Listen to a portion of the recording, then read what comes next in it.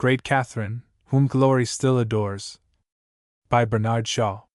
The author's apology for Great Catherine. Exception has been taken to the title of this seeming tomfoolery on the ground that the Catherine it represents is not Great Catherine, but the Catherine whose gallantries provide some of the lightest pages of modern history. Great Catherine, it is said, was the Catherine whose diplomacy, whose campaigns and conquests, whose plans of liberal reform, whose correspondence with Grimm and Voltaire enabled her to cut such a magnificent figure in the 18th century. In reply, I can only confess that Catherine's diplomacy and her conquests do not interest me.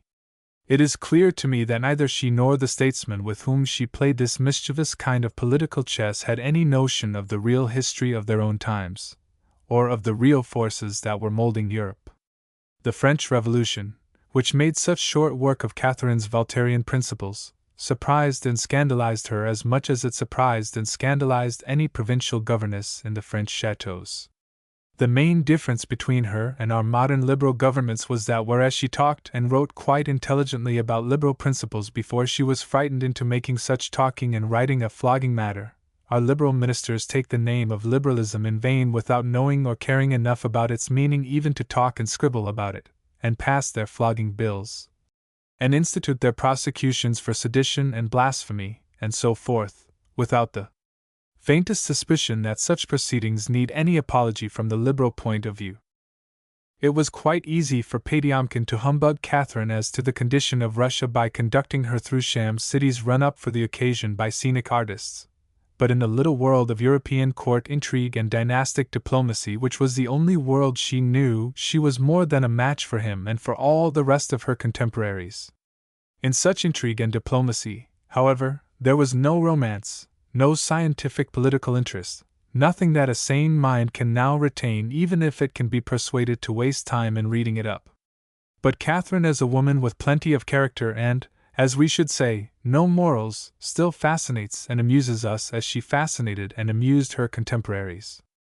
They were great sentimental comedians, these Peters, Elizabeths, and Catherines who played their czarships as eccentric character parts, and produced scene after scene of furious harlequinade with the monarch as clown, and of tragic relief in the torture chamber with the monarch as pantomime demon committing real atrocities, not forgetting the indispensable love interest on an enormous and utterly indecorous scale.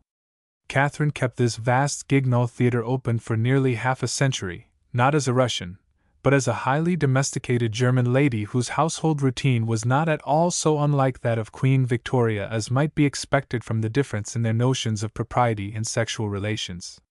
In short, if Byron leaves you with an impression that he said very little about Catherine, and that little not what was best worth saying, I beg to correct your impression by assuring you that what Byron said was all there really is to say that is worth saying. His Catherine is my Catherine and everybody's Catherine. The young man who gains her favor is a Spanish nobleman in his version. I have made him an English country gentleman, who gets out of his rather dangerous scrape by simplicity, sincerity, and the courage of these qualities. By this I have given some offense to the many Britons who see themselves as heroes, what they mean by heroes being theatrical snobs of superhuman pretensions which, though quite groundless, are admitted with awe by the rest of the human race. They say I think an Englishman a fool. When I do, they have themselves to thank.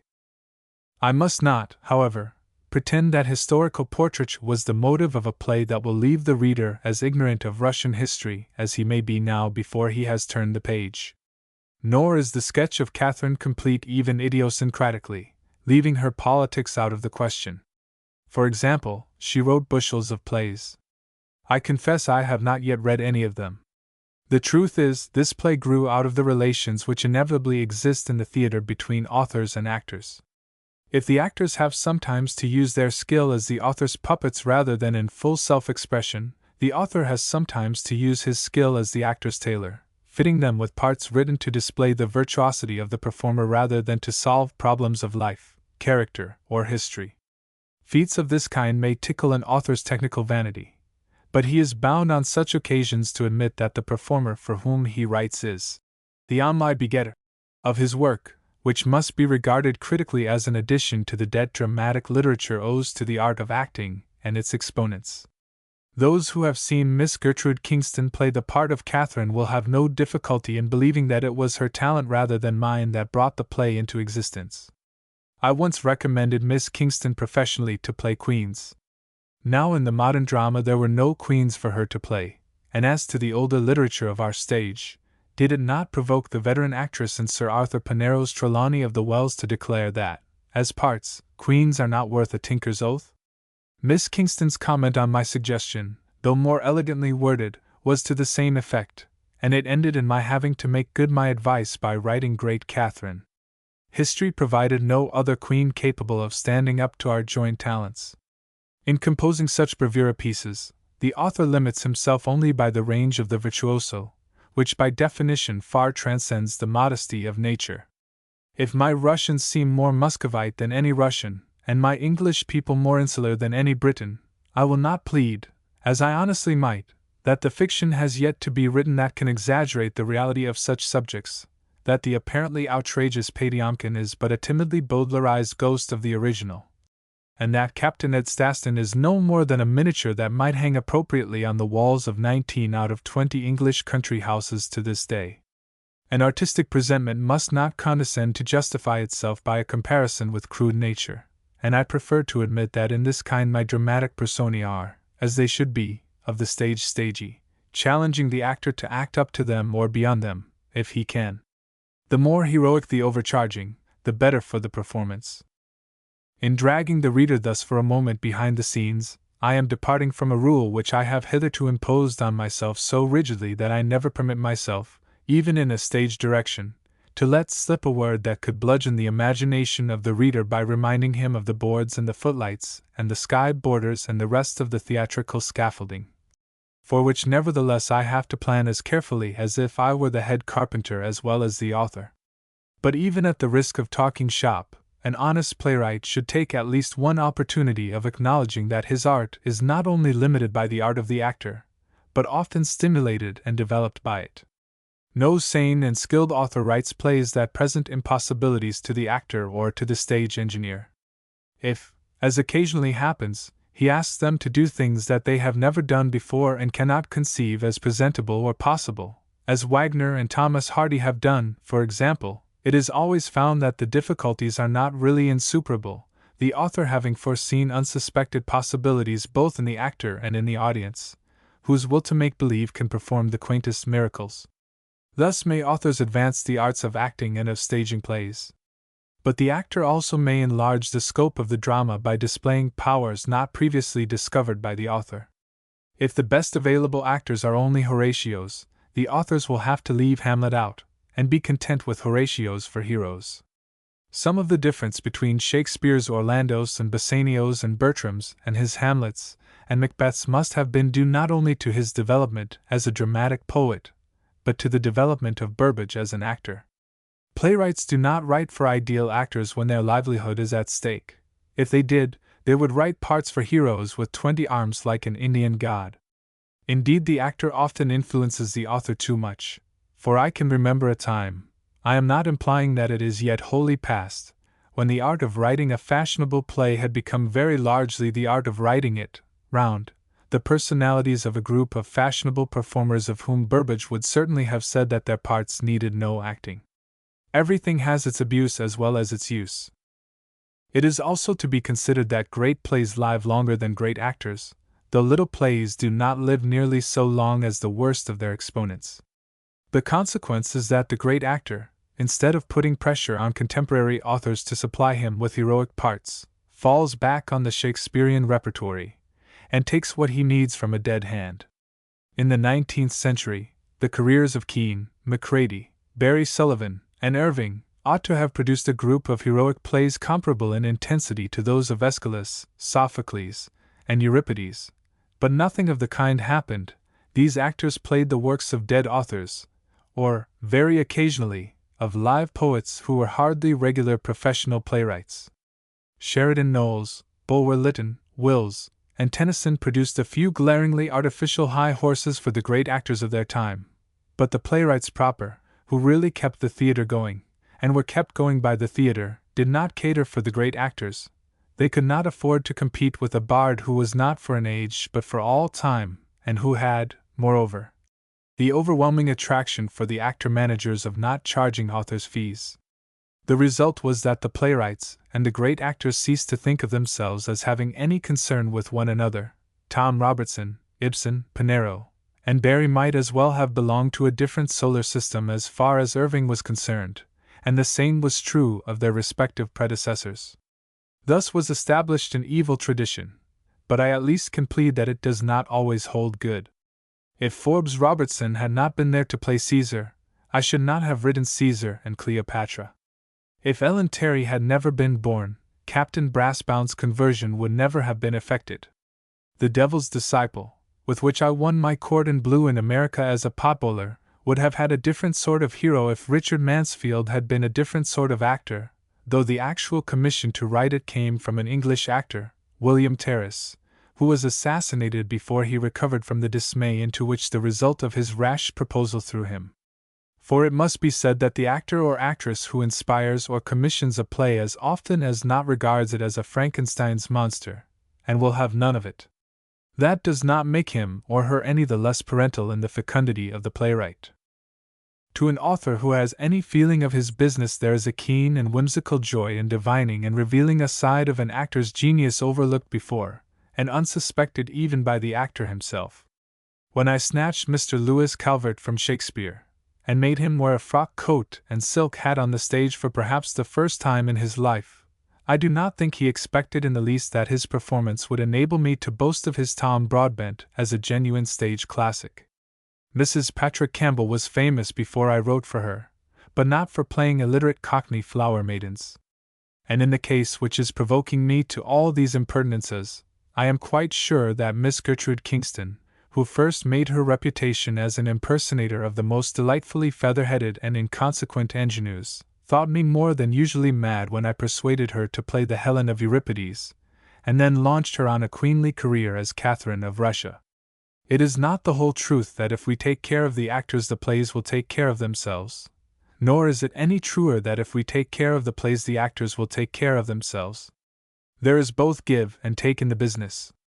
I have seen plays written for actors that made me exclaim, "How oft the sight of means to do ill deeds makes deeds ill done!"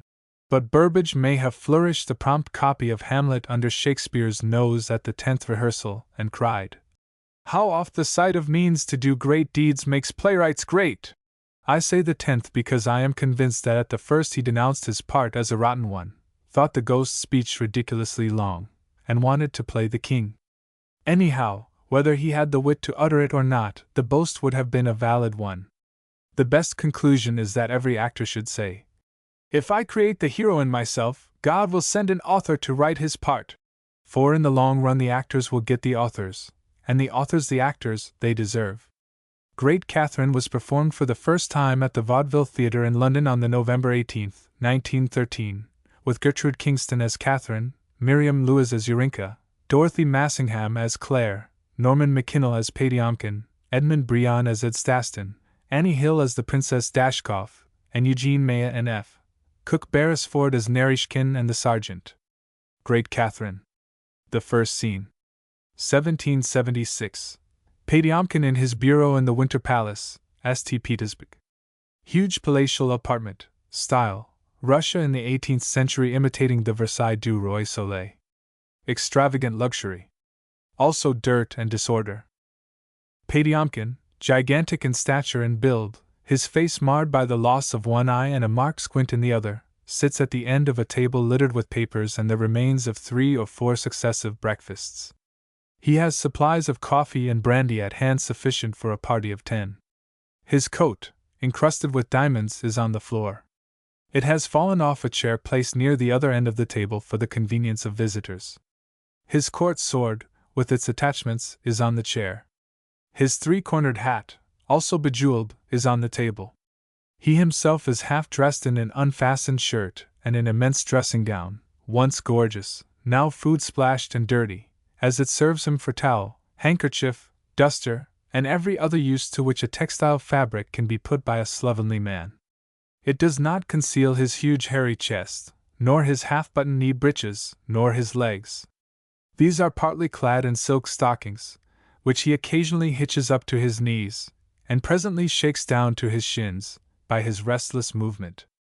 His feet are thrust into enormous slippers, worth, with their crust of jewels, several thousand rubles apiece. Superficially, Potiomkin is a violent, brutal barbarian, an upstart despot of the most intolerable and dangerous type, ugly, lazy, and disgusting in his personal habits. Yet ambassadors report him the ablest man in Russia, and the one who can do most with the still abler Empress Catherine too, who is not a Russian but a German, by no means barbarous or intemperate in her personal habits. She not only disputes with Frederick the Great the reputation of being the cleverest monarch in Europe, but may even put in a very plausible claim to be the cleverest and most attractive individual alive. Now she not only tolerates Potiomkin long after she has got over her first romantic attachment to him, but esteems him highly as a counselor and a good friend. His love letters are among the best on record. He has a wild sense of humor, which enables him to laugh at himself as well as at everybody else. In the eyes of the English visitor now about to be admitted to his presence, he may be an outrageous ruffian. In fact, he actually is an outrageous ruffian, in no matter whose eyes. But the visitor will find out, as everyone else sooner or later finds out, that he is a man to be reckoned with even by those who are not intimidated by his temper, bodily strength, and exalted rank. A pretty young lady, Urinka, his favorite niece, is lounging on an ottoman between his end of the table and the door, very sulky and dissatisfied, perhaps because he is preoccupied with his papers and his brandy bottle, and she can see nothing of him but his broad back. There is a screen behind the ottoman. An old soldier, a Cossack sergeant, enters. The sergeant, softly to the lady, holding the door handle. Little darling honey, is His Highness the Prince very busy? Varenka. His Highness the Prince is very busy. He is singing out of tune. He is biting his nails. He is scratching his head. He is hitching up his untidy stockings. He is making himself disgusting and odious to everybody. And he is pretending to read state papers that he does not understand because he is too lazy and selfish to talk and be companionable. Potiomkin growls, then wipes his nose with his dressing gown. Varenka. Pig. Ugh. She curls herself up with a shiver of disgust and retires from the conversation. The sergeant, stealing across to the coat, and picking it up to replace it on the back of the chair. Little father, the English captain, so highly recommended to you by old Fritz of Prussia, by the English ambassador, and by Monsieur Voltaire, whom, crossing himself, may God in his infinite mercy damn eternally, is in the antechamber and desires audience. Potiomkin, deliberately. To hell with the English captain, and to hell with old Fritz of Prussia, and to hell with the English ambassador, and to hell with Monsieur Voltaire, and to hell with you too. The sergeant. Have mercy on me, little father. Your head is bad this morning. You drink too much French brandy and too little good Russian kvass. Potiomkin, with sudden fury. Why are visitors of consequence announced by a sergeant? Springing at him and seizing him by the throat. What do you mean by this, you hound? Do you want 5,000 blows of the stick? Where is General Volkonsky? The sergeant, on his knees. Little father, you kicked His Highness downstairs. Potiomkin, flinging him down and kicking him. You lie, you dog. You lie. The sergeant. Little father, life is hard for the poor. If you say it is a lie, it is a lie. He fell downstairs. I picked him up, and he kicked me. They all kick me when you kick them. God knows that is not just, little father. Potiomkin laughs ogreishly, then returns to his place at the table, chuckling. Varenka. Savage. Boot. It is a disgrace. No wonder the French sneer at us as barbarians. The sergeant, who has crept round the table to the screen, and insinuated himself between Potiomkin's back and Varenka. Do you think the prince will see the captain, little darling? Potiomkin. He will not see any captain. Go to the devil. The sergeant. Be merciful, little father. God knows it is your duty to see him. To Varenka, intercede for him and for me, beautiful little darling. He has given me a ruble. Potiomkin. Oh, send him in, and stop pestering me. Am I never to have a moment's peace? The sergeant salutes joyfully and hurries out, divining that Patiomkin has intended to see the English captain all along, and has played this comedy of fury and exhausted impatience to conceal his interest in the visitor. Varenka. Have you no shame? You refuse to see the most exalted persons. You kick princes and generals downstairs. And then you see an English captain merely because he has given a rouble to that common soldier. It is scandalous. Patiomkin. Darling beloved, I am drunk, but I know what I am doing. I wish to stand well with the English. Varenka. And you think you will impress an Englishman by receiving him as you are now, half drunk? Patiomkin gravely. It is true, the English despise men who cannot drink. I must make myself wholly drunk. He takes a huge draught of brandy. Varenka. Sot. The sergeant returns ushering a handsome, strongly built young English officer in the uniform of a light dragoon. He is evidently on fairly good terms with himself, and very sure of his social position. He crosses the room to the end of the table opposite Patiomkin's, and awaits the civilities of that statesman with confidence. The sergeant remains prudently at the door. The sergeant paternally. Little father, this is the English captain, so well recommended to Her Sacred Majesty the Empress. God knows, he needs your countenance and protect. He vanishes precipitately, seeing that Patiomkin is about to throw a bottle at him. The captain contemplates these preliminaries with astonishment, and with some displeasure, which is not allayed when Patiomkin, hardly condescending to look at his visitor, of whom he nevertheless takes stock with the corner of his one eye, says gruffly, Well? Ed Staston. My name is Ed Staston, Captain Ed Staston of the Light Dragoons.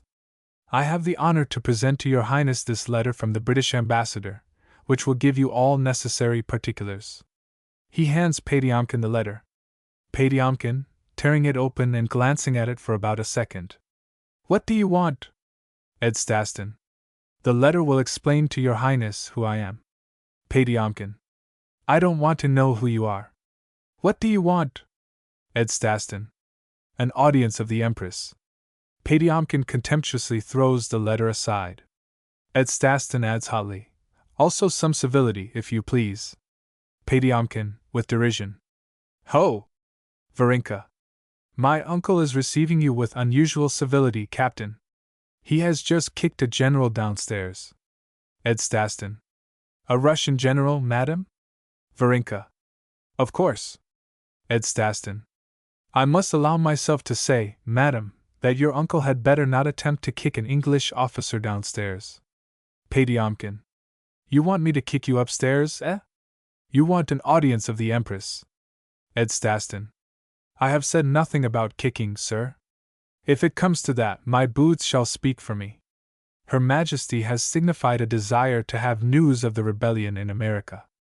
I have served against the rebels, and I am instructed to place myself at the disposal of Her Majesty, and to describe the events of the war to her as an eyewitness, in a discreet and agreeable manner. Patiomkin. Pshaw! I know. You think if she once sets eyes on your face and your uniform your fortune is made. You think that if she could stand a man like me, with only one eye, and a cross eye at that, she must fall down at your feet at first sight, eh? Ed Staston, shocked and indignant. I think nothing of the sort, and I'll trouble you not to repeat it. If I were a Russian subject, and you made such a boast about my queen, I'd strike you across the face with my sword. Patiomkin, with a yell of fury, rushes at him. Hands off, you swine! As Patiomkin, towering over him, attempts to seize him by the throat, Ed Staston, who is a bit of a wrestler, adroitly backheels him. He falls, amazed, on his back. Varenka, rushing out. Help! Call the guard! The Englishman is murdering my uncle! Help! Help! The guard and the sergeant rush in. Ed Staston draws a pair of small pistols from his boots, and points one at the sergeant and the other at Patiomkin, who is sitting on the floor, somewhat sobered. The soldiers stand irresolute. Ed Staston. Stand off. To Patiomkin. Order them off, if you don't want a bullet through your silly head. The sergeant. Little father, tell us what to do. Our lives are yours, but God knows you are not fit to die. Patiomkin, absurdly self-possessed. Get out. The sergeant. Little father. Patiomkin roaring. Get out. Get out, all of you. They withdraw, much relieved at their escape from the pistol. Patiomkin attempts to rise, and rolls over. Here. Help me up, will you? Don't you see that I'm drunk and can't get up? Edstaston, suspiciously. You want to get hold of me. Patiomkin, squatting resignedly against the chair on which his clothes hang. Very well, then, I shall stay where I am, because I'm drunk and you're afraid of me. Edstaston. I'm not afraid of you, damn you. Patiomkin, ecstatically. Darling, your lips are the gates of truth. Now listen to me. He marks off the items of his statement with ridiculous stiff gestures of his head and arms, imitating a puppet. You are Captain Watch's name, and your uncle is the Earl of Wadiacallum, and your father is Bishop of Thingamabob, and you are a young man of the highest SPR. Promise, I told you I was drunk, educated at Cambridge, and got your step as captain in the field at the glorious Battle of Bunker's Hill. Invalid home from America at the request of Aunt Fanny, lady-in-waiting to the Queen. All right, eh? Edstaston. How do you know all this? Patiomkin, crowing fantastically. In Lur, darling, darling, darling, darling. Lur you showed me. Edstaston. But you didn't read it. Patiomkin, flapping his fingers at him grotesquely. Only one eye, darling. Cross eye. Sees everything. Read Lur in science, instantaneously. Kindly give me vinegar boral. Green boral. Ani to sober me. Too drunk to speak poor ply. If you would be so kind, darling. Green boral. Edstaston, still suspicious, shakes his head and keeps his pistols ready. Reach it myself. He reaches behind him up to the table, and snatches at the green bottle, from which he takes a copious draught. Its effect is appalling. His wry faces and agonized belchings are so heartrending that they almost upset Edstaston. When the victim at last staggers to his feet, he is a pale, fragile nobleman, aged and quite sober, extremely dignified in manner and address, though shaken by his recent convulsions. Young man, it is not better to be drunk than sober, but it is happier. Goodness is not happiness. That is an epigram. But I have overdone this. I am too sober to be good company. Let me redress the balance. He takes a generous draught of brandy, and recovers his geniality. Aha! That's better. And now listen, darling. You must not come to court with pistols in your boots. Edstaston. I have found them useful. Patiomkin. Nonsense. I'm your friend. You mistook my intention because I was drunk. Now that I am sober, in moderation, I will prove that I am your friend. Have some diamonds. Roaring. Hello there! Dogs, pigs, hello! The sergeant comes in. The sergeant. God be praised, little father, you are still spared to us. Patiomkin. Tell them to bring some diamonds. Plenty of diamonds. And rubies. Get out. He aims a kick at the sergeant, who flees. Put up your pistols, darling. I'll give you a pair with gold hand grips. I am your friend. Edstaston, replacing the pistols in his boots rather unwillingly. Your Highness understands that if I am missing, or if anything happens to me, there will be trouble. Patiomkin, enthusiastically. Call me darling. Edstaston. It is not the English custom. Patiomkin. You have no hearts, you English! Slapping his right breast. Heart! Heart! Edstaston. Pardon, your Highness, your heart is on the other side. Patiomkin, surprised and impressed. Is it? You are learned. You are a doctor. You English are wonderful. We are barbarians, drunken pigs. Catherine does not know it, but we are. Catherine's a German. But I have given her a Russian heart. He is about to slap himself again. Edstaston, delicately. The other side, your Highness? Patiomkin, maudlin. Darling, a true Russian has a heart on both sides. The sergeant enters carrying a goblet filled with precious stones. Patiomkin. Get out. He snatches the goblet and kicks the sergeant out, not maliciously but from habit, indeed not noticing that he does it. Darling, have some diamonds. Have a fistful. He takes up a handful and lets them slip back through his fingers into the goblet, which he then offers to Ed Staston. Ed Staston. Thank you, I don't take presents. Patiomkin, amazed. You refuse. Ed Staston. I thank your highness, but it is not the custom for English gentlemen to take presents of that kind. Patiomkin. Are you really an Englishman? Ed Staston bows. Patiomkin. You are the first Englishman I ever saw refuse anything he could get. He puts the goblet on the table, then turns again to Ed Staston. Listen, darling. You are a wrestler, a splendid wrestler. You threw me on my back like magic, though I could lift you with one hand. Darling, you are a giant, a paladin. Ed Staston, complacently. We wrestle rather well in my part of England. Patiomkin. I have a Turk who is a wrestler, a prisoner of war. You shall wrestle with him for me. I'll stake 1,000,000 rubles on you. Ed Staston, incensed. Damn you! Do you take me for a prize fighter? How dare you make me such a proposal? Patiomkin, with wounded feeling. Darling, there is no pleasing you. Don't you like me? Ed Staston, mollified. Well, in a sort of way I do, though I don't know why I should. But my instructions are that I am to see the Empress, and… Patiomkin. Darling, you shall see the Empress. A glorious woman, the greatest woman in the world. But let me give you peace vice, pa. Still drunk. They water my vinegar. He shakes himself, clears his throat, and resumes soberly. If Catherine takes a fancy to you, you may ask for rubles, diamonds, palaces, titles, orders, anything. And you may aspire to everything, field marshal, admiral, minister, what you please, except Tsar. Ed Staston. I tell you I don't want to ask for anything. Do you suppose I am an adventurer and a beggar? Patiomkin, plaintively. Why not, darling? I was an adventurer. I was a beggar. Ed Staston. Oh, you! Patiomkin. Well, what's wrong with me? Ed Staston. You are a Russian. That's different. Patiomkin, effusively. Darling, I am a man, and you are a man, and Catherine is a woman. Woman reduces us all to the common denominator. Chuckling, again an epigram. Gravely, you understand it, I hope. Have you had a college education, darling? I have. Ed Staston. Certainly. I am a bachelor of arts. Patiomkin. It is enough that you are a bachelor, darling. Catherine will supply the arts. Aha! Another epigram. I am in the vein today.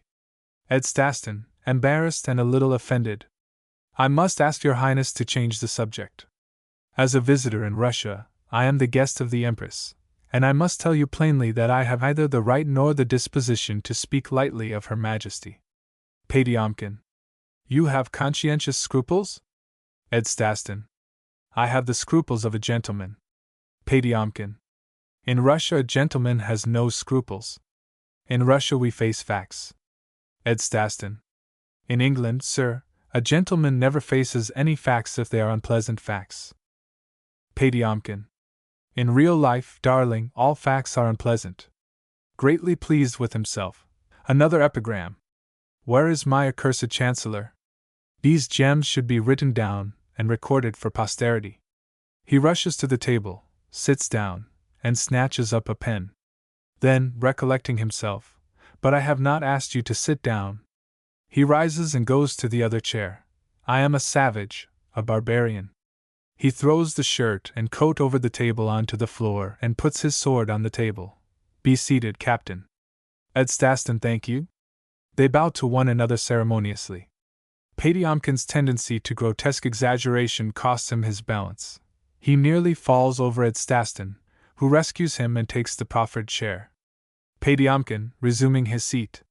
By the way, what was the piece of advice I was going to give you? Ed Staston. As you did not give it, I don't know. Allow me to add that I have not asked for your advice. Patiomkin. I give it to you unasked, delightful Englishman. I remember it now. It was this. Don't try to become Tsar of Russia. Ed Staston, in astonishment. I haven't the slightest intention. Potiomkin. Not now, but you will have, take my words for it. It will strike you as a splendid idea to have conscientious scruples, to desire the blessing of the Church on your union with Catherine. Ed Staston, racing in utter amazement. My union with Catherine? You're mad. Potiomkin, unmoved. The day you hint at such a thing will be the day of your downfall. Besides, it is not lucky to be Catherine's husband. You know what happened to Peter? Ed Staston, shortly, sitting down again. I do not wish to discuss it. Potiomkin. You think she murdered him? Ed Staston. I know that people have said so. Potiomkin, thunderously, springing to his feet. It is a lie, Orloff murdered him.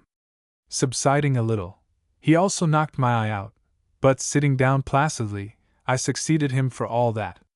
And patting Ed Staston's hand very affectionately, I'm sorry to say, darling, that if you become Tsar, I shall murder you.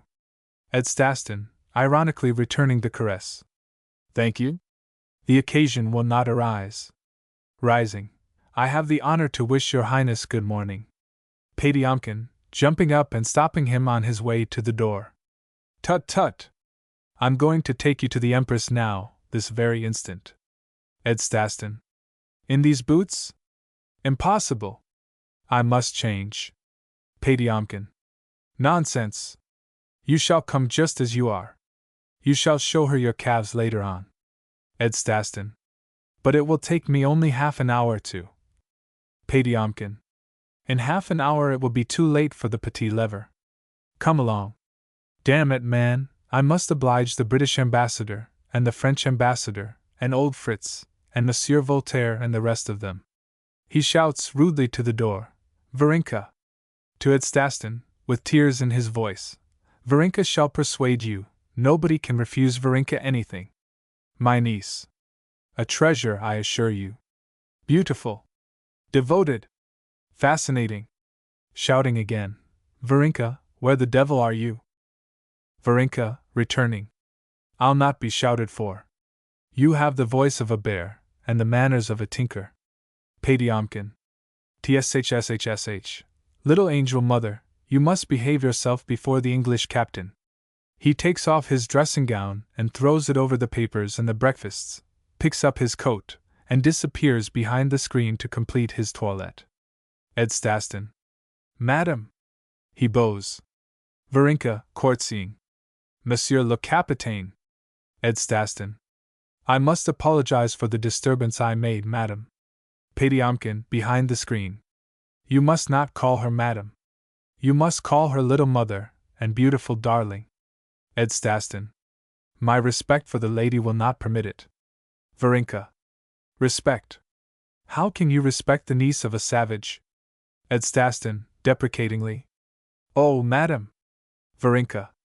Heaven is my witness, little English father, we need someone who is not afraid of him. He is so strong. I hope you will throw him down on the floor many, many, many times. Potiomkin, behind the screen. Varenka. Varenka. Yes? Potiomkin. Go and look through the keyhole of the imperial bedchamber, and bring me word whether the Empress is awake yet. Varenka. Fi donc. I do not look through keyholes. Potiomkin, emerging, having arranged his shirt and put on his diamond coat. You have been badly brought up, little darling. Would any lady or gentleman walk unannounced into a room without first looking through the keyhole? Taking his sword from the table and putting it on. The great thing in life is to be simple, and the perfectly simple thing is to look through keyholes. Another epigram, the 5th this morning. Where is my fool of a chancellor? Where is Popov? Ed Staston, choking with suppressed laughter. Potiomkin, gratified. Darling, you appreciate my epigram. Ed Staston. Excuse me. Popov. Ha! Ha! I can't help laughing. What's his real name, by the way, in case I meet him? Varenka, surprised. His real name? Popov, of course. Why do you laugh, little father? Ed Staston. How can anyone with a sense of humor help laughing? Pop off! He is convulsed. Varenka, looking at her uncle, taps her forehead significantly. Potiomkin, aside to Varenka. No, only English. He will amuse Catherine. To Edstasten. Come, you shall tell the joke to the Empress. She is by way of being a humorist. He takes him by the arm, and leads him towards the door. Edstasten, resisting. No, really. I am not fit. Potiomkin. Persuade him, little angel mother. Varenka, taking his other arm. Yes, yes, yes. Little English father, God knows it is your duty to be brave and wait on the Empress. Come. Edstasten. No, I had rather. Potiomkin, hauling him along. Come. Varenka, pulling him and coaxing him. Come, little love, you can't refuse me. Edstasten. But how can I? Potiomkin. Why not? She won't eat you. Varenka. She will, but you must come. Edstasten. I assure you, it is quite out of the question, my clothes. Varenka. You look perfect. Potiomkin. Come along, darling. Edstasten, struggling. Impossible. Varenka. Come, come, come. Edstasten. No, believe me, I don't wish, Varenka. Carry him, uncle. Potiomkin, lifting him in his arms like a father carrying a little boy. Yes, I'll carry you. Edstasten. Dash it all, this is ridiculous. Varenka, seizing his ankles and dancing as he is carried out. You must come. If you kick, you will blacken my eyes. Potiomkin. Come, baby, come. By this time they have made their way through the door and are out of hearing. The second scene. The Empress's petit lever. The central doors are closed. Those who enter through them find on their left, on a dais of 2 broad steps, a magnificent curtained bed. Beyond it a door in the paneling leads to the Empress's cabinet. Near the foot of the bed, in the middle of the room, stands a gilt chair, with the imperial arms carved and the imperial monogram embroidered. The court is in attendance, standing in 2 melancholy rows down the side of the room opposite to the bed, solemn, bored, waiting for the Empress to awaken. The Princess Dashkov, with 2 ladies, stands a little in front of the line of courtiers, by the imperial chair. Silence, broken only by the yawns and whispers of the courtiers. Naryshkin, the chamberlain, stands by the head of the bed. A loud yawn is heard from behind the curtains. Naryshkin, holding up a warning hand. SSH. The courtiers hastily cease whispering, dress up their lines, and stiffen. Dead silence. A bell tinkles within the curtains. Naryshkin and the princess solemnly draw them and reveal the Empress. Catherine turns over on her back, and stretches herself. Catherine, yawning. Hego, what o'clock is it? Her accent is German. Naryshkin, formally. Her Imperial Majesty is awake. The court falls on its knees. All. Good morning to your Majesty. Naryshkin. 10:30, little mother. Catherine, sitting up abruptly. Potstausend. Contemplating the kneeling courtiers. Oh, get up, get up. All rise, your etiquette bores me. I am hardly awake in the morning before it begins. Yawning again, and relapsing sleepily against her pillows. Why do they do it, Naryshkin? Naryshkin. God knows it is not for your sake, little mother. But you see, if you were not a great queen, they would all be nobodies. Catherine, sitting up. They make me do it to keep up their own little dignities? So? Naryshkin. Exactly.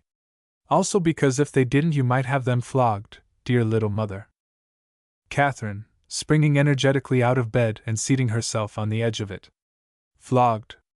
I? A liberal Empress. A philosopher. You are a barbarian, Naryshkin. She rises and turns to the courtiers, and then, as if I cared, she turns again to Naryshkin. You should know by this time that I am frank and original in character, like an Englishman. She walks about restlessly. No, what maddens me about all this ceremony is that I am the only person in Russia who gets no fun out of my being Empress.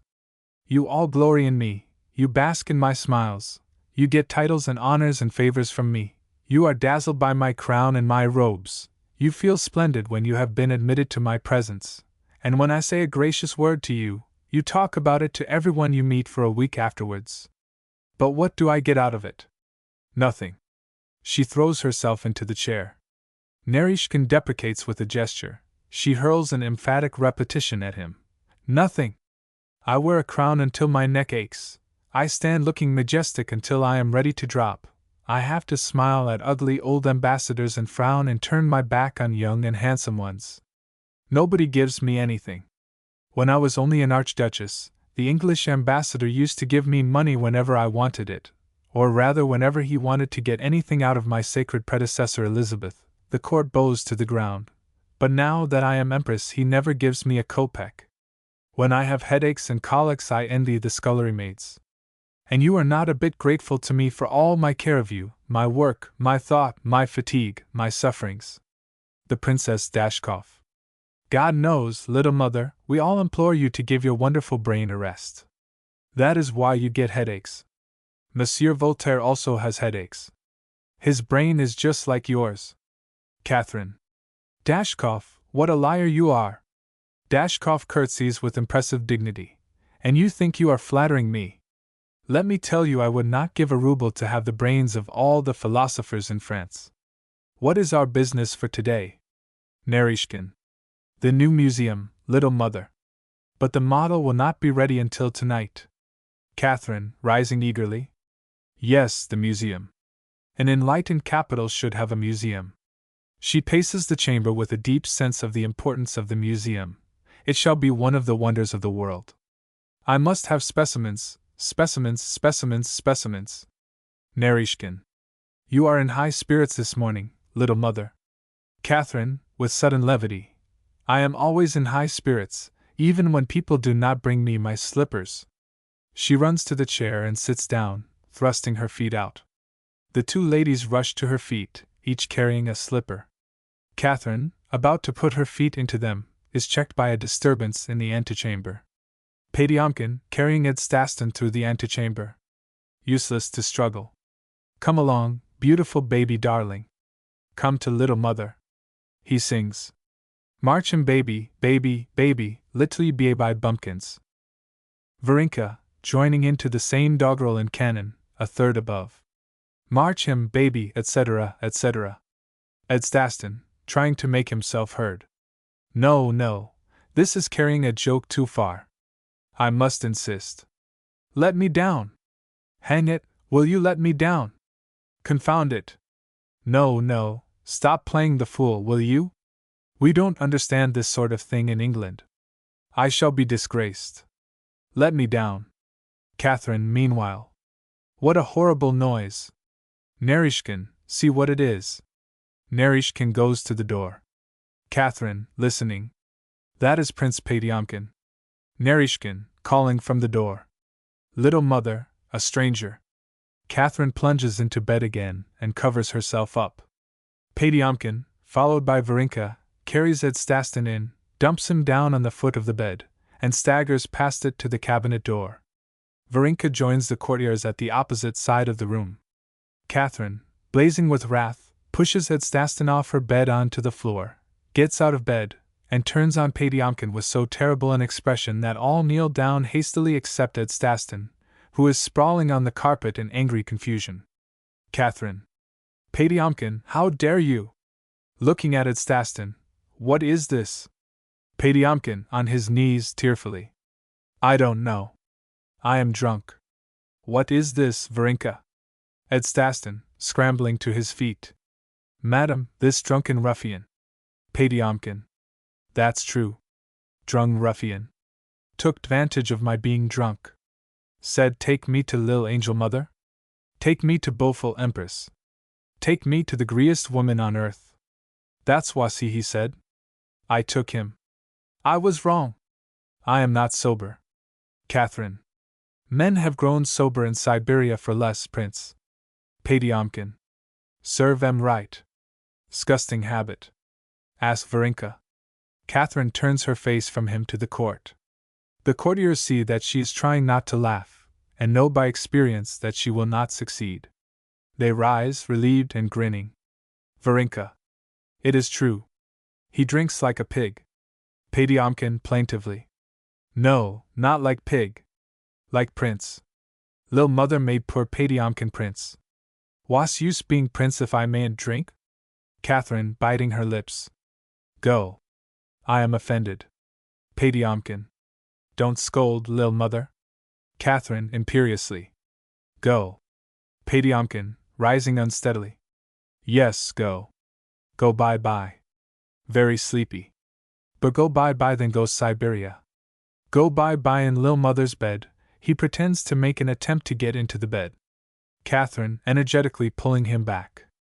No, no! Patiomkin! What are you thinking of? He falls like a log on the floor, apparently dead drunk. The Princess Dashkoff. Scandalous! An insult to your Imperial Majesty. Catherine. Dashkoff, you have no sense of humor. She steps down to the door level and looks indulgently at Patiomkin. He gurgles brutishly. She has an impulse of disgust. Hog. She kicks him as hard as she can. Oh! You have broken my toe. Brute. Beast. Dashkoff is quite right. Do you hear? Patiomkin. If you ask my opinion of Dashkoff, my opinion is that Dashkoff is drunk. Scandalous. Per Patiomkin go bye-bye. He relapses into drunken slumbers. Some of the courtiers move to carry him away. Catherine, stopping them. Let him lie. Let him sleep it off. If he goes out, it will be to a tavern and low company for the rest of the day. Indulgently. There. She takes a pillow from the bed and puts it under his head, then turns to Edstasten, surveys him with perfect dignity, and asks, in her queenliest manner, Varenka, who is this gentleman? Varenka. A foreign captain. I cannot pronounce his name. I think he is mad. He came to the prince, and said he must see your majesty. He can talk of nothing else. We could not prevent him. Edstasten, overwhelmed by this apparent betrayal. Oh! Madam, I am perfectly sane, I am actually an Englishman. I should never have dreamt of approaching your majesty without the fullest credentials. I have letters from the English ambassador, from the Prussian ambassador. Naively. But everybody assured me that Prince Patiom is all-powerful with your majesty, so I naturally applied to him. Patiomkin interrupts the conversation by an agonized wheezing groan as of a donkey beginning to bray. Catherine, like a fish fag. Schweig, du Hund. Resuming her impressive royal manner. Have you never been taught, sir, how a gentleman should enter the presence of a sovereign? Edstasten. Yes, madam, but I did not enter your presence, I was carried. Catherine. But you say you asked the prince to carry you. Edstasten. Certainly not, madam. I protested against it with all my might. I appealed to this lady to confirm me. Varenka, pretending to be indignant. Yes, you protested. But, all the same, you were very, very, very anxious to see her Imperial Majesty. You blushed when the prince spoke of her. You threatened to strike him across the face with your sword because you thought he did not speak enthusiastically enough of her. To Catherine, trust me, he has seen your Imperial Majesty before. Catherine, to Edstasten. You have seen us before? Edstasten. At the review, madam. Varenka, triumphantly. Aha! I knew it. Your Majesty wore the hussar uniform. He saw how radiant, how splendid your Majesty looked. Oh! He has dared to admire your Majesty. Such insolence is not to be endured. Edstasten. All Europe is a party to that insolence, madam. The Princess Dashkoff. All Europe is content to do so at a respectful distance. It is possible to admire Her Majesty's policy and her eminence in literature and philosophy without performing acrobatic feats in the imperial bed. Edstasten. I know nothing about Her Majesty's eminence in policy or philosophy. I don't pretend to understand such things. I speak as a practical man. And I never knew that foreigners had any policy. I always thought that policy was Mr. Pitt's business. Catherine, lifting her eyebrows. So? Varenka. What else did you presume to admire Her Majesty for, pray? Ed Staston, addled. Well, that is, he stammers himself dumb. Catherine, after a pitiless silence. We are waiting for your answer. Ed Staston. But I never said I admired your Majesty. The lady has twisted my words. Varenka. You don't admire her, then? Ed Staston. Well, naturally, of course, I can't deny that the uniform was very becoming, perhaps a little unfeminine, still, dead silence. Catherine and the court watch him stonily. He is wretchedly embarrassed. Catherine, with cold majesty. Well, sir, is that all you have to say? Ed Staston. Surely there is no harm in noticing that he stops again. Catherine. Noticing that He gazes at her speechless, like a fascinated rabbit. She repeats fiercely, that Ed Staston, startled into speech. Well, that your Majesty was soothingly, well, let me put it this way, that it was rather natural for a man to admire your Majesty without being a philosopher. Catherine, suddenly smiling and extending her hand to him to be kissed. Courtier. Ed Staston, kissing it. Not at all. Your Majesty is very good. I have been very awkward, but I did not intend it. I am rather stupid, I am afraid. Catherine. Stupid? By no means. Courage, Captain, we are pleased. He falls on his knee. She takes his cheeks in her hands, turns up his face, and adds, we are greatly pleased. She slaps his cheek coquettishly. He bows almost to his knee. The petit lever is over. She turns to go into the cabinet, and stumbles against the supine Patiomkin. ACH! Ed Staston springs to her assistance, seizing Patiomkin's heels and shifting him out of the Empress's path. We thank you, Captain. He bows gallantly and is rewarded by a very gracious smile. Then Catherine goes into her cabinet, followed by the Princess Dashkoff, who turns at the door to make a deep courtesy to Ed Staston. Varenka. Happy little father. Remember, I did this for you. She runs out after the Empress. Ed Staston, somewhat dazed, crosses the room to the courtiers, and is received with marked deference, each courtier making him a profound bow or curtsy before withdrawing through the central doors. He returns each obeisance with a nervous jerk, and turns away from it, only to find another courtier bowing at the other side. The process finally reduced him to distraction, as he bumps into one in the act of bowing to another, and then has to bow his apologies. But at last they are all gone except Naryshkin. Ed Staston. Alf. Patiomkin, jumping up vigorously. You have done it, darling. Superbly. Beautifully. Ed Staston, astonished. Do you mean to say you are not drunk? Patiomkin. Not dead drunk, darling. Only diplomatically drunk. As a drunken hog, I have done for you in 5 minutes what I could not have done in 5 months as a sober man. Your fortune is made. She likes you. Ed Staston. The devil she does. Patiomkin. Why? Aren't you delighted? Ed Staston. Delighted? Gracious heavens, man, I am engaged to be married. Patiomkin. What matter? She is in England, isn't she? Ed Staston. No, she has just arrived in St. Petersburg. The Princess Dashkoff, returning. Captain Ed Staston, the Empress is robed, and commands your presence. Ed Staston. Say I was gone before you arrived with the message. He hurries out. The other three, too taken aback to stop him, stare after him in the utmost astonishment. Naryshkin, turning from the door. She will have him knouted. He is a dead man. The Princess Dashkoff. But what am I to do? I cannot take such an answer to the Empress. Patiomkin. PPPPPWWWWWRRR. A long puff, turning into a growl. He spits. I must kick somebody. Naryshkin, flying precipitately through the central doors. No, please. The Princess Dashkoff, throwing herself recklessly in front of Patiomkin as he starts in pursuit of the Chamberlain. Kick me. Disable me. It will be an excuse for not going back to her. Kick me hard. Patiomkin. Yeah. He flings her on the bed and dashes after Naryshkin. The third scene. In a terrace garden overlooking the Neva. Claire, a robust young English lady, is leaning on the river wall.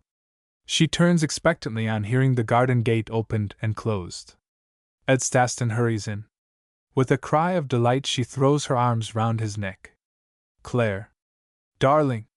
Ed Staston, making a wry face. Don't call me darling. Claire, amazed and chilled. Why? Ed Staston. I have been called darling all the morning. Claire, with a flash of jealousy. By whom? Ed Staston. By everybody. By the most unutterable swine. And if we do not leave this abominable city now, do you hear? Now, I shall be called darling by the Empress. Claire, with magnificent snobbery. She would not dare. Did you tell her you were engaged to me? Ed Staston. Of course not. Claire. Why? Ed Staston. Because I didn't particularly want to have you knouted, and to be hanged or sent to Siberia myself. Claire. What on earth do you mean? Ed Staston. Well, the long and short of it is, don't think me a coxcomb, Claire. It is too serious to mince matters. I have seen the Empress, and… Claire. Well, you wanted to see her. Ed Staston. Yes, but the Empress has seen me. Claire. She has fallen in love with you. Ed Staston. How did you know? Claire. Dearest, as if anyone could help it. Ed Staston. Oh, don't make me feel like a fool. But though it does sound conceited to say it, I flatter myself I'm better looking than Patiomkin and the other hogs she is accustomed to. Anyhow, I daren't risk staying. Claire. What a nuisance! Mamma will be furious at having to pack, and at missing the court ball this evening. Ed Staston. I can't help that. We haven't a moment to lose. Claire. May I tell her she will be knouted if we stay? Ed Staston. Do, dearest. He kisses her and lets her go, expecting her to run into the house. Claire, pausing thoughtfully. Is she good looking when you see her close? Ed Staston. Not a patch on you, dearest. Claire, jealous? Then you did see her close? Ed Staston. Fairly close. Claire. Indeed? How close? No, that's silly of me. I will tell Mamma. She is going out when Naryshkin enters with the sergeant and a squad of soldiers. What do you want here? The sergeant goes to Ed Staston, plumps down on his knees, and takes out a magnificent pair of pistols with gold grips. He proffers them to Ed Staston, holding them by the barrels. Naryshkin. Captain Ed Staston, His Highness Prince Patiomkin sends you the pistols he promised you. The sergeant. Take them, little father, and do not forget us poor soldiers who have brought them to you, for God knows we get but little to drink. Ed Staston, irresolutely. But I can't take these valuable things. By Jiminy, though, they're beautiful. Look at them, Claire. As he is taking the pistols, the kneeling sergeant suddenly drops them, flings himself forward, and embraces Ed Staston's hips to prevent him from drawing his own pistols from his boots. The sergeant. Lay hold of him there. Pin his arms. I have his pistols. The soldier sees Ed Staston. Ed Staston. Ah, would you, damn you! He drives his knee into the sergeant's epigastrium, and struggles furiously with his captors. The sergeant, rolling on the ground, gasping and groaning. Oh! Murder! Holy Nicholas! Alwef! Claire! Help! Help! They are killing Charles! Help! Naryshkin, seizing her and clapping his hand over her mouth. Tie him neck and crop. 10,000 blows of the stick if you let him go. Claire twists herself loose, turns on him, and cuffs him furiously. Yow, ow! Have mercy, little mother. Claire. You wretch! Help! Help! Police! We are being murdered! Help! The sergeant, who has risen, comes to Naryshkin's rescue, and grasps Claire's hands, enabling Naryshkin to gag her again. By this time Ed Staston and his captors are all rolling on the ground together. They get Ed Staston on his back and fasten his wrists together behind his knees. Next they put a broad strap round his ribs. Finally they pass a pole through this breast strap and through the waist strap and lift him by it, helplessly trussed up, to carry him of. Meanwhile he is by no means suffering in silence. Edstasten, gasping. You shall hear more of this. Damn you, will you untie me? I will complain to the ambassador. I will write to the Gazette. England will blow your trumpery little fleet out of the water and sweep your tin-pot army into Siberia for this. Will you let me go? Damn you! Curse you! What the devil do you mean by it? I'll, he is carried out of hearing. Naryshkin, snatching his hands from Claire's face with a scream, and shaking his finger frantically. Ack! The sergeant, amazed, lets go her hands. She has bitten me, the little vixen. Claire, spitting and wiping her mouth disgustedly. How dare you put your dirty paws on my mouth? Ugh! Pshaw! The sergeant. Be merciful, little angel mother. Claire. Do not presume to call me your little angel mother. Where are the police? Naryshkin. We are the police in St. Petersburg, little spitfire. The sergeant. God knows we have no orders to harm you, little mother. Our duty is done. You are well and strong, but I shall never be the same man again. He is a mighty and terrible fighter, as stout as a bear. He has broken my sweetbread with his strong knees. God knows poor folks should not be set upon such dangerous adversaries. Claire. Serve you right. Where have they taken Captain Edstasten to? Naryshkin, spitefully. To the Empress, little beauty. He has insulted the Empress. He will receive 101 blows of the knout. He laughs and goes out, nursing his bitten finger. The sergeant.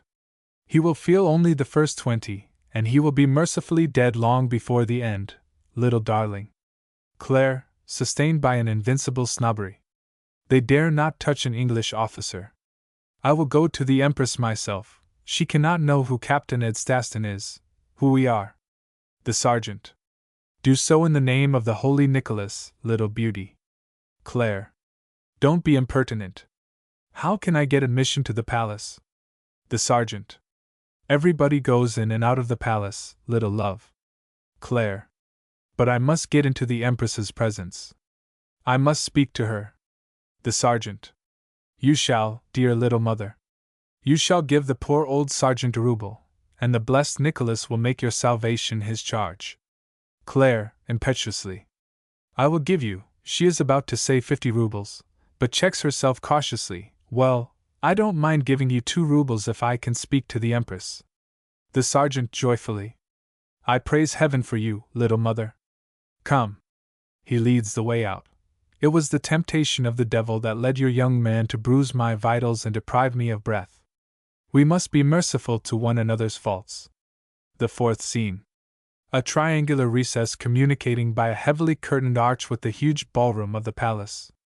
The light is subdued by red shades on the candles. In the wall adjoining that pierced by the arch is a door. The only piece of furniture is a very handsome chair on the arch side. In the ballroom they are dancing a polonaise to the music of a brass band. Naryshkin enters through the door, followed by the soldiers carrying Edstasten, still trussed to the pole. Exhausted and dogged, he makes no sound. Naryshkin.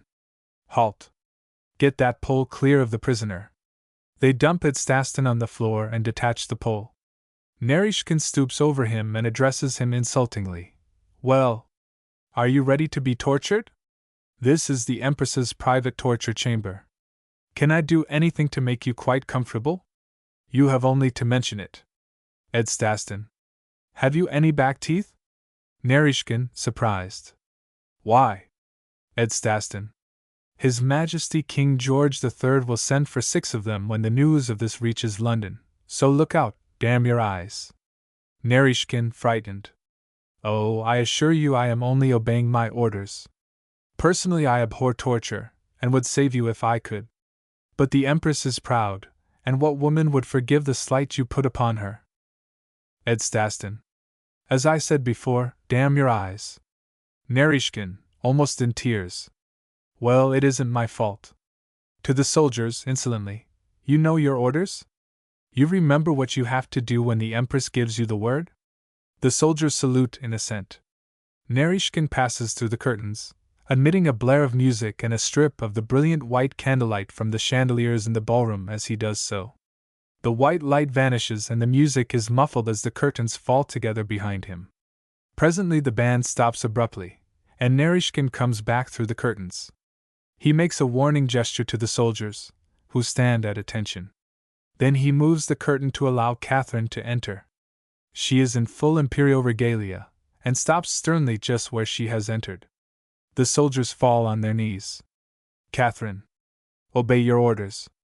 The soldiers seize Edstasten, and throw him roughly at the feet of the Empress. Catherine, looking down coldly on him. Also, the German word, you have put me to the trouble of sending for you twice. You had better have come the first time. Edstasten, ex-supplicate, and pettishly angry. I haven't come either time. I've been carried. I call it infernal impudence. Catherine, take care what you say.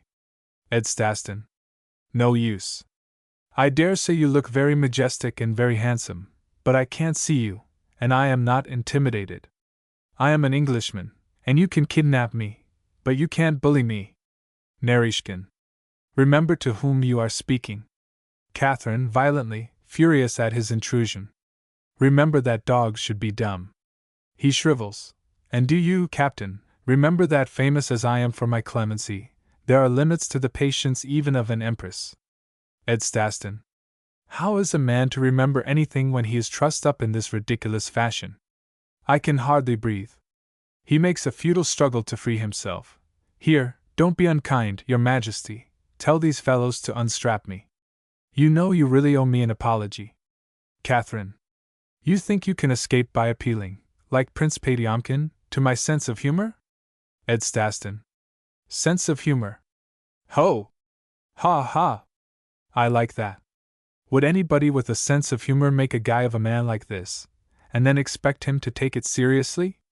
I say, do tell them to loosen these straps.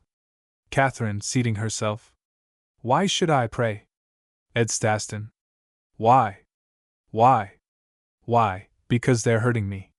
Catherine. People sometimes learn through suffering. Manners, for instance. Edstasten. Oh, well, of course, if you're an ill-natured woman, hurting me on purpose, I have nothing more to say. Catherine.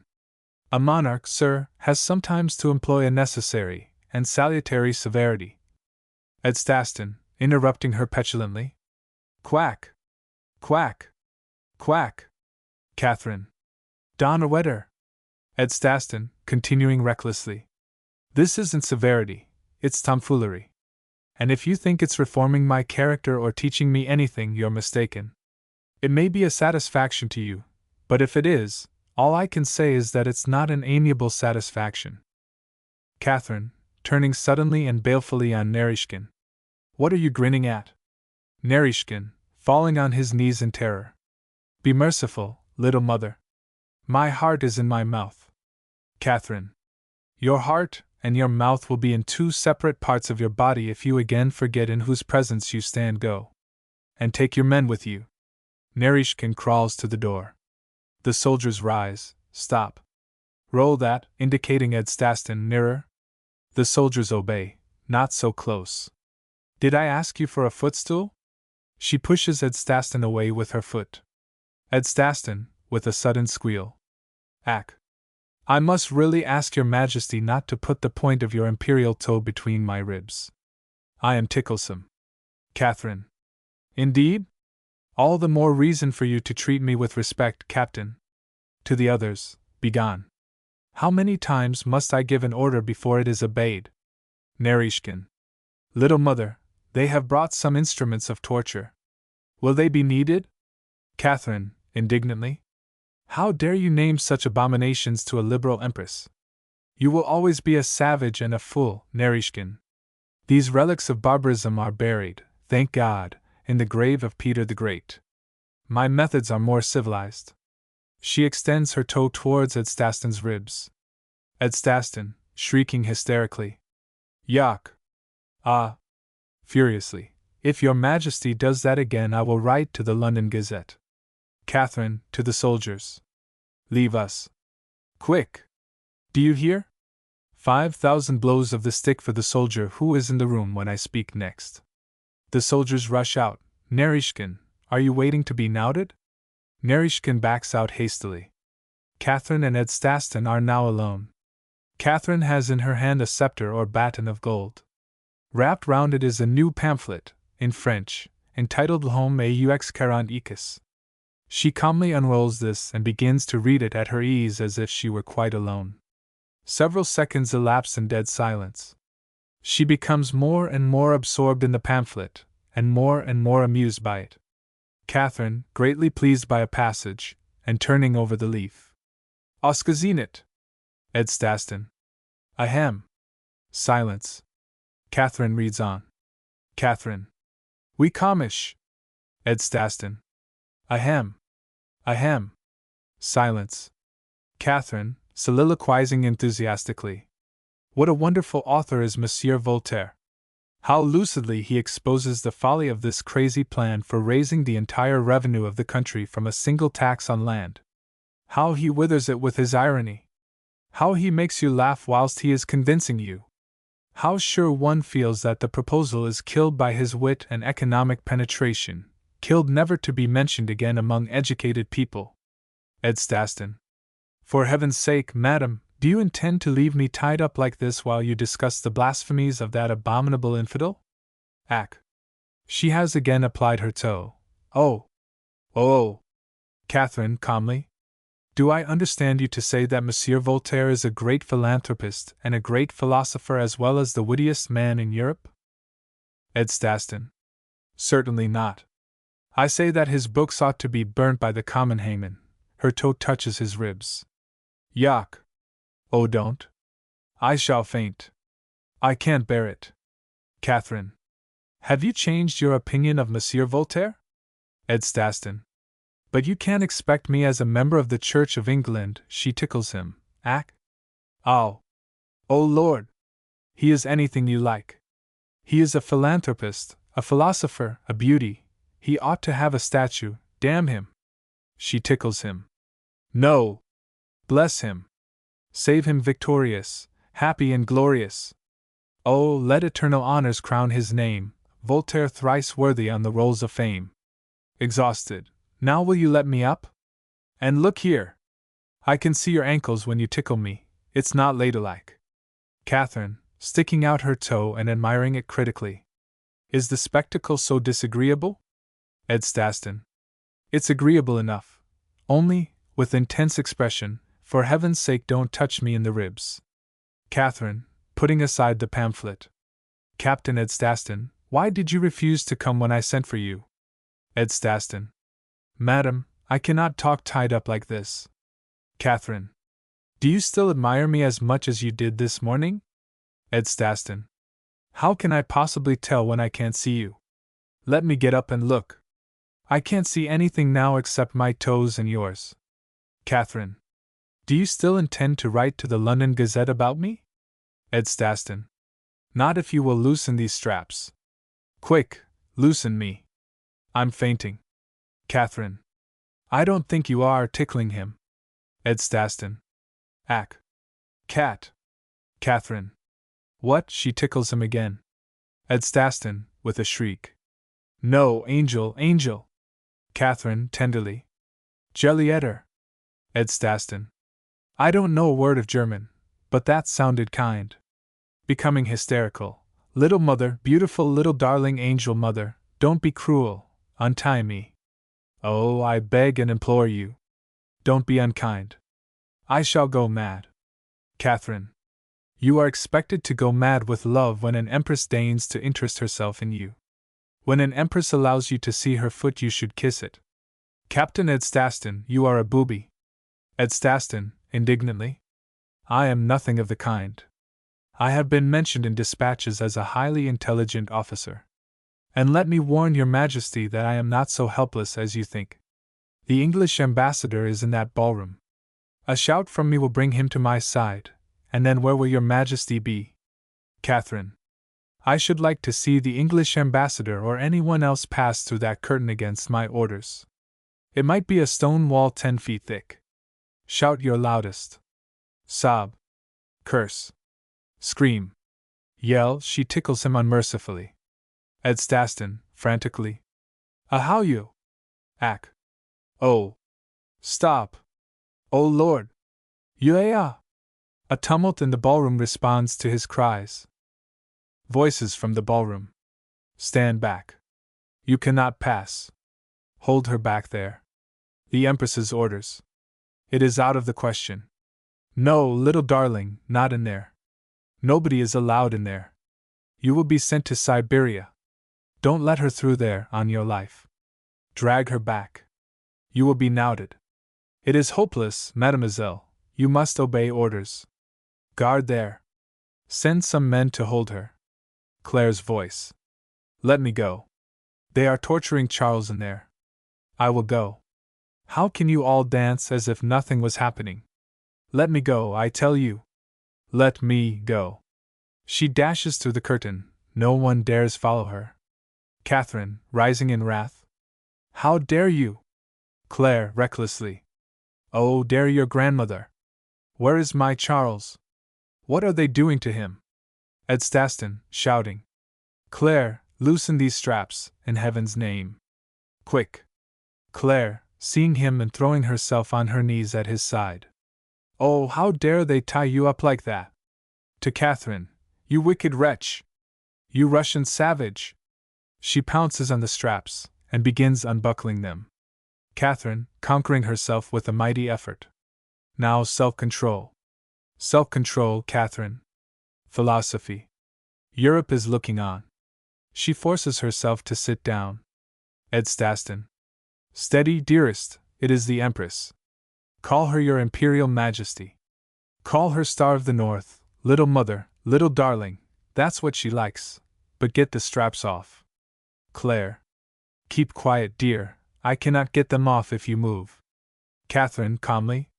Keep quite still, Captain, she tickles him. Ed Staston. Ow. Ack. How yo? Claire, stopping dead in the act of unbuckling the straps and turning sick with jealousy as she grasps the situation. Was that what I thought was your being tortured? Catherine, urbanely. That is the favorite torture of Catherine II, mademoiselle. I think the captain enjoys it very much. Claire. Then he can have as much more of it as he wants. I am sorry I intruded. She rises to go. Ed Staston, catching her train in his teeth and holding on like a bulldog. Don't go. Don't leave me in this horrible state. Loosen me. This is what he is saying, but as he says it with the train in his mouth it is not very intelligible. Claire.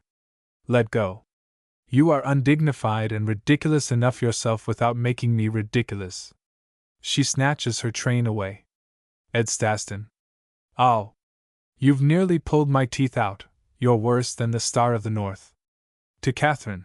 Darling little mother, you have a kind heart, the kindest in Europe. Have pity. Have mercy. I love you. Claire bursts into tears. Release me. Catherine. Well, just to show you how much kinder a Russian savage can be than an English one, though I am sorry to say I am a German, here goes. She stoops to loosen the straps. Claire, jealously. You needn't trouble, thank you. She pounces on the straps, and the two set Ed Staston free between them. Now get up, please, and conduct yourself with some dignity if you are not utterly demoralized. Ed Staston. Dignity. Oh. I can't. I'm stiff all over. I shall never be able to stand up again. Oh Lord! How it hurts! They seize him by the shoulders and drag him up. Yah! Ack! Wow! Oh! Oh, little angel mother, don't ever do this to a man again. Knout him, kill him, roast him, baste him, head, hang, and quarter him, but don't tie him up like that and tickle him. Catherine. Your young lady still seems to think that you enjoyed it. Claire. I know what I think. I will never speak to him again. Your Majesty can keep him, as far as I am concerned. Catherine. I would not deprive you of him for worlds, though really I think he's rather a darling, she pats his cheek. Claire snorting. So I see indeed. Ed Staston. Don't be angry, dearest. In this country everybody's a darling. I'll prove it to you. To Catherine. Will your Majesty be good enough to call Prince Patiomkin? Catherine, surprised into haughtiness. Why? Ed Staston. To oblige me. Catherine laughs good-humoredly and goes to the curtains and opens them. The band strikes up a redowa. Catherine, calling imperiously. Patiomkin! The music stops suddenly. Here! To me! Go on with your music there, you fools! The redowa is resumed. The sergeant rushes from the ballroom to relieve the Empress of the curtain. Patiomkin comes in dancing with Urinka. Catherine to Patiomkin. The English captain wants you, little darling. Catherine resumes her seat as Patiomkin intimates by a grotesque bow that he is at Ed Staston's service. Urinka passes behind Ed Staston and Claire, and posts herself on Claire's right. Ed Staston. Precisely. To Claire, you observe, my love. Little darling. Well, if Her Majesty calls him a darling, is it my fault that she calls me one too? Claire. I don't care. I don't think you ought to have done it. I am very angry and offended. Ed Staston. They tied me up, dear. I couldn't help it. I fought for all I was worth. The sergeant, at the curtains. He fought with the strength of lions and bears. God knows I shall carry a broken sweetbread to my grave. Ed Staston. You can't mean to throw me over, Claire. Urgently, Claire. Claire. Varenka, in a transport of sympathetic emotion, pleading with clasped hands to Claire. Oh, sweet little angel lamb, he loves you. It shines in his darling eyes. Pardon him, pardon him. Patiomkin, rushing from the Empress's side to Claire and falling on his knees to her. Pardon him, little cherub. Little wild duck. Little star. Little glory. Little jewel in the crown of heaven. Claire. This is perfectly ridiculous. Varenka, kneeling to her. Pardon him, little delight, little sleeper in a rosy cradle. Claire. I'll do anything if you'll only let me alone. The sergeant, kneeling to her. Pardon him, lest a mighty man bring his whip to you. God knows we all need pardon. Claire, at the top of her voice. I pardon him. Patiomkin, springing up joyfully and going behind Claire, whom he raises in his arms. Embrace her, Victor of Bunker's Hill. Kiss her till she swoons. The sergeant. Receive her in the name of the holy Nicholas. Varenka. She begs you for 1,000 dear little kisses all over her body. Claire, vehemently. I do not. Patiomkin throws her into Ed Staston's arms. Oh! The pair, awkward and shamefaced, recoil from one another, and remain utterly inexpressive. Catherine, pushing Ed Staston towards Claire. There is no help for it, Captain. This is Russia, not England. Ed Staston, plucking up some geniality, and kissing Claire ceremoniously on the brow. I have no objection. Varenka, disgusted. Only one kiss. And on the forehead. Fish. See how I kiss, though it is only my horribly ugly old uncle. She throws her arms round Patiomkin's neck and covers his face with kisses. The sergeant, moved to tears. Sainted Nicholas, bless your lambs. Catherine. Do you wonder now that I love Russia as I love no other place on earth? Naryshkin, appearing at the door. Majesty, the model for the new museum has arrived. Catherine, rising eagerly and making for the curtains. Let us go. I can think of nothing but my museum. In the archway she stops and turns to Ed Staston, who has hurried to lift the curtain for her. Captain, I wish you every happiness that your little angel can bring you. For his ear alone, I could have brought you more, but you did not think so. Farewell. Ed Staston, kissing her hand, which, instead of releasing, he holds caressingly and rather patronizingly in his own. I feel your Majesty's kindness so much that I really cannot leave you without a word of plain wholesome English advice. Catherine, snatching her hand away and bounding forward as if he had touched her with a spur. Advice. Patiomkin. Man, take care. Narishkin. Advised the Empress. The sergeant. Sainted Nicholas. Varenka. Hoo-hoo. A stifled splutter of laughter. Edstaston, following the Empress and resuming kindly but judicially. After all, though your Majesty is of course a great queen, yet when all is said I am a man, and your Majesty is only a woman. Catherine. Only a was she chokes. Edstaston, continuing. Believe me, this Russian extravagance will not do. I appreciate as much as any man the warmth of heart that prompts it, but it is overdone, it is hardly in the best taste, it is really, I must say it, it is not proper. Catherine, ironically, in German. So. Edstaston. Not that I cannot make allowances. Your Majesty has, I know, been unfortunate in your experience as a married woman. Catherine, furious. A la wetter. Edstaston, sentimentally. Don't say that. Don't think of him in that way. After all, he was your husband, and whatever his faults may have been, it is not for you to think unkindly of him. Catherine, almost bursting. I shall forget myself. Edstaston. Come! I am sure he really loved you, and you truly loved him. Catherine, controlling herself with a supreme effort. No, Catherine. What would Voltaire say? Edstaston. Oh, never mind that vile scoffer. Set an example to Europe, madam, by doing what I am going to do.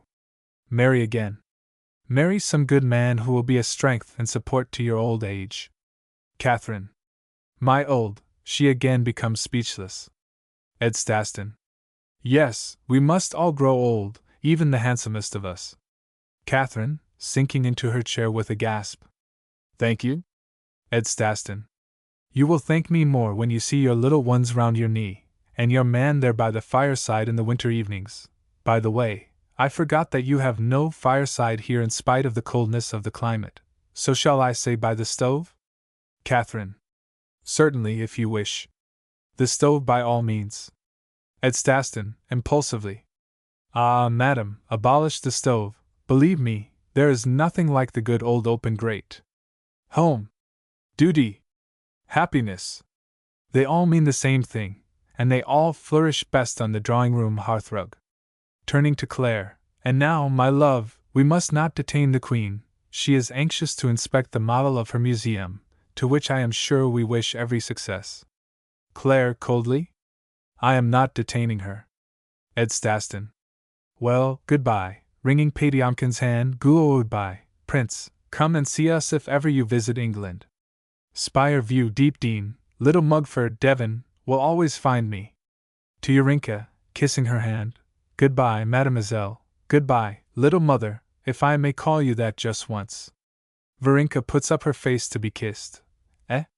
No, no, no, no, you don't mean that, you know. Naughty! To the sergeant, goodbye, my friend. You will drink our healths with this, tipping him. The sergeant. The blessed Nicholas will multiply your fruits, little father. Edstaston.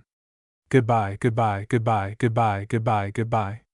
He goes out backwards, bowing, with Claire curtsying, having been listened to in utter dumbfoundedness by Patiomkin and Narishkin, in childlike awe by Urinka, and with quite inexpressible feelings by Catherine. When he is out of sight, she rises with clenched fists, and raises her arms and her closed eyes to heaven. Patiomkin, rousing himself from his stupor of amazement, springs to her like a tiger, and throws himself at her feet. Patiomkin. What shall I do to him for you? Skin him alive? Cut off his eyelids and stand him in the sun? Tear his tongue out? What shall it be? Catherine, opening her eyes. Nothing. But oh, if I could only have had him for my. Patiomkin, in a growl of jealousy. For your lover? Catherine, with an ineffable smile. No, for my museum.